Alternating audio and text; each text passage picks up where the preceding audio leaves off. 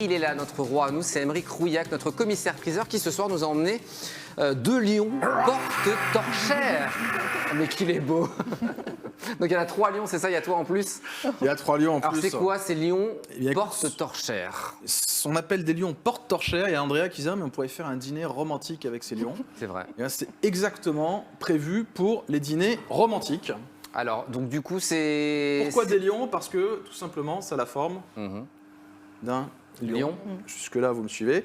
Vous avez la photo complète, je ne suis pas venu, mais vous pouvez poser sur le lion des bras pour pouvoir planter ensuite des bougies. Ah, génial! Donc c'est effectivement pour allumer aux bougies, c'était réalisé à une époque où on n'avait pas encore l'électricité et le gaz partout. On est dans les années 1870 et c'est une époque où on voit qu'on réinspire les thèmes du passé avec ces formes-là qui sont typiques du XVIIIe siècle, du règne de Louis XV. Puis le lion, c'est un côté un peu médiéval. Je ne sais pas ce que vous en pensez.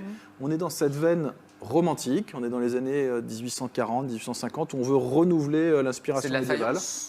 C'est de la faïence et on apporte un décor. La langue du lion est toute rouge, il paraît vraiment les gens le voient peut-être pas, mais il y réaliste. a un véritable souci du détail dans ce... C'est hyper réaliste, chacun des cheveux est peint à la main. C'est vraiment des lions d'une très grande qualité. Puis là, on met les fleurs de lys de roi de France. Mais si tu avais un emblème, tu aurais par exemple voulu le L d'Aurélien Legendre. Tu aurais pu commander le L et on te faisait du sur-mesure. Donc pour cela, il fallait demander à Monsieur Gallet, c'est ça? Eh bien, je crois que tu as tout compris. C'est Ouais. exactement comme le port-salut. Je ne sais pas si sur galette mais le nom, non, mais pas le nom du boulanger sur la galette. On le met sur la boîte. C'est ça. Et sur les faïences, on signe. Et là, tu signes Gallet à Nancy. Donc c'est Émile, c'est ça, Émile Gallet? C'est Émile Gallet. Peut-être que vous avez déjà entendu parler de ce nom de Gallet. Gallet, c'est le grand maître de l'Art Nouveau qu'on connaît surtout pour ses vases en forme de fleurs avec des couleurs incroyables. Mais là, ici, c'est de la faïence, c'est-à-dire que c'est de la céramique. Pourquoi? Parce que c'est le métier de son père. Son père s'appelle Charles, il naît en 1818. On va voir une photo là du père et du fils qui va apparaître aux écrans. Le père à droite, le fils à gauche. Et le père arrive à Nancy, il épouse une femme qui est veuve, qui vient de perdre son mari. Elle vendait de la céramique, mais céramique comme on en faisait... de façon un peu classique. Et puis Charles dit, tiens, on pourrait faire des choses un peu plus nouvelles. Il va commencer à vendre des services de table, des services d'assiette, un peu partout, les Anglais en achètent, parce qu'on peut les personnaliser exactement comme on veut. Et puis son fils, Émile, qu'on voyait à gauche, Poursuit l'aventure. poursuit l'aventure. Et il commence à créer. C'est Émile qui a créé ces lions, et ce que crée Émile a un succès considérable. Tout le monde veut les créations d'Émile. Il travaille avec une manufacture qui s'appelle la manufacture de Saint-Clément. Je ne sais pas si vous avez déjà entendu ce nom. C'est une des grandes manufactures de l'Est de la France. Et très rapidement, le père et le fils deviennent les directeurs artistiques de cette manufacture. Ils obtiennent des médailles dans les expositions universelles, exactement comme vous avez gagné des médailles pour les galettes. Et c'est l'alliance entre l'art et l'industrie. Alors, mélanger l'art et l'industrie, il y a un vrai risque. Il y a un risque, tu l'as vu Aurélien, bien de se sûr. faire copier. C'est de se faire copier. Alors la galette des rois... on connaît la recette, puis il y en a certaines qui sont meilleures que d'autres, mais il y a des gens qui ne font pas tellement attention, qui sont prêts à acheter une galette qui n'est pas forcément préparée par un boulanger. C'est la même chose pour Gallet.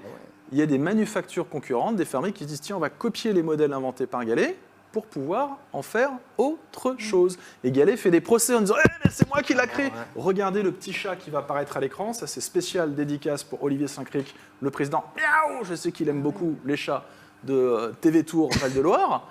Émile Gallet crée, avec des cœurs, crée des modèles extraordinaires, mais tout le monde veut copier ces modèles. Et donc Émile Gallet commence à faire des procès, et finalement il perd tous ses procès. Il est un petit peu déprimé, il décide de déposer des brevets pour tout ce qu'il crée à nouveau, mais il va abandonner la faïence. Il va aller vers le verre, c'est ça? Et c'est comme ça qu'il est connu pour le verre. Il crée sa propre fabrique souffleur de verre à Nancy. Il va employer jusqu'à 300 personnes. Regardez cette dernière image, une vasque avec une carpe qui est en train de sauter. Et là, Gallet va inspirer toute l'Europe. Il aimait beaucoup se balader dans la forêt, il faisait ses propres herbiers. Ses souffleurs de verre avaient l'interdiction de souffler des verres avec un décor de fleurs sans avoir la vraie fleur sous les yeux. Il atteint l'apogée et ça va être le début de ce qu'on appelle l'Art Nouveau. Voilà les amis pour ces lions. Et il y aura beaucoup des objets de Gallet comme ça qui sont un petit peu partout, qu'on peut récupérer, toi en tant que commissaire-priseur? Et donc, partout, dans toutes les brocantes, les vides maisons, les ventes aux enchères, peut-être dans la famille s'il y a des gens qui ont des choses un peu vieilles. Regardez. Regardez s'il y a écrit Gallet. Si vous voyez Gallet, vous le prenez et vous partez. Regardez-le, appréciez-le, si ça vous plaît. Assurez-vous que ce ne soit pas une copie, parce que maintenant, vous le savez, il y a plein de copies qui ont été faites, même des des gens qui sont amusés à faire des faux galets. Mais quand vous regardez un galet, vous allez voir que chaque fois que vous avez la Émeric pour savoir si c'est vrai ou pas. qualité parfaite. Si tu vois le détail de cette langue, Aurélien, elle n'est pas complètement rose, elle est un peu blanche, un peu plus charnue. On a vraiment l'impression que le lion a envie de dévorer une galette des rois. C'est ça la magie des 1000 galets.